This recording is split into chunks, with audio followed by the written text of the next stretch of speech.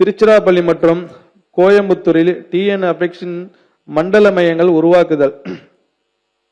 தமிழ்நாடு உணவு பதப்படுத்தல் மற்றும் வேளாண் ஏற்றுமதி மேம்பாட்டு கழகத்தின் மண்டல அளவிலான சேவைகள் மற்றும் உள்ளடக்கிய வளர்ச்சியை மேம்படுத்தும் வகையில் விவசாயிகள், விவசாய உற்பத்தியாளர் நிறுவனங்கள், ஏற்றுமதியாளர்கள், தொழில் முனைவர் மற்றும் உணவு பதப்படுத்தும் குறு, சிறு மற்றும் நடுத்தர தொழில் நிறுவனங்களுக்கு தேவையான ஆதரவுகளை வழங்க திருச்சிராப்பள்ளியிலும் கோயம்புத்தூரிலும் மண்டல மையங்கள் 78 லட்சம் ரூபாய் மதிப்பீட்டில் உருவாக்கப்படும்.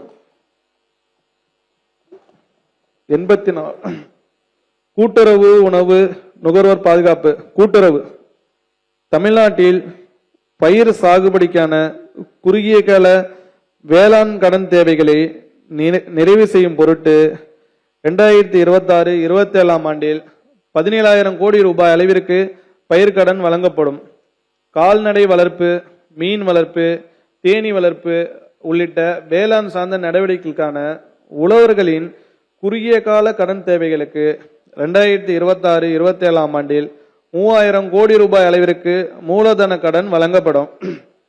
விவசாய நிலமற்ற பட்டியல் இனத்தவருக்கு வெள்ளாடுகள் மற்றும் செம்மறியாடுகள் வாங்க மற்றும் பராமரித்திட கூட்டுறவு வங்கிகள் மூலம் விவசாயம் சார்ந்த மத்திய கால கடன்கள் மற்றும் கால்நடை பராமரிப்பு மூலதன கடன்கள் வழங்கப்படும். 2026-27 நிதியாண்டில் 15/7/2026 வரை 12,752 விவசாயிகளுக்கு 159 கோடியே 41 லட்சம் ரூபாய் அளவிற்கு பயிர்க்கடனும், 19,324 நபர்களுக்கு 140 கோடியே 91 லட்சம் ரூபாய் அளவிற்கும் கால்நடை பராமரிப்பு கடனும் வழங்கப்பட்டுள்ளன.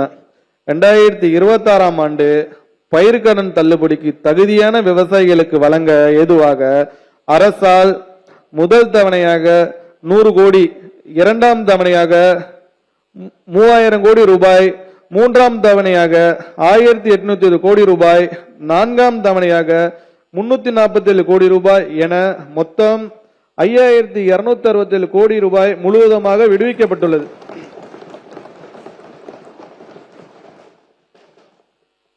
தமிழ்நாடு நுகர்பொருள் வாணிப கழகம் நெல் கொள்முதல் ஊக்கத்தொகை. விவசாயிகளிடமிருந்து நேரடியாக கொள்முதல் செய்யப்படும் நெல்லிற்கு தமிழ்நாடு அரசால் சன்ன ரகத்திற்கு மெட்ரிக் டன் ஒன்றுக்கு 1,560 ரூபாயும், பொது ரகத்திற்கு மெட்ரிக் டன் ஒன்றுக்கு 1,310 ரூபாயும் ஊக்கத்தொகை வழங்கப்படுகிறது. நடப்பு கொள்முதல் பருவம் KMS 2025-2026 தமிழ்நாடு நுகர்பொருள் வாணிப கழகத்தால் 29/7/2026 வரை 6,14,580 விவசாயிகளிடமிருந்து நேரடி கொள்முதல் நிலையங்கள் மூலமாக மொத்தம் 62,72,720 மெட்ரிக் டன் நெல் கொள்முதல் செய்யப்பட்டுள்ளது. இதுவரை மொத்தம் 917 கோடி ரூபாய் ஊக்கத்தொகை நேரடியாக விவசாயிகளின் வங்கி கணக்கில் வரவு வைக்கப்பட்டுள்ளது.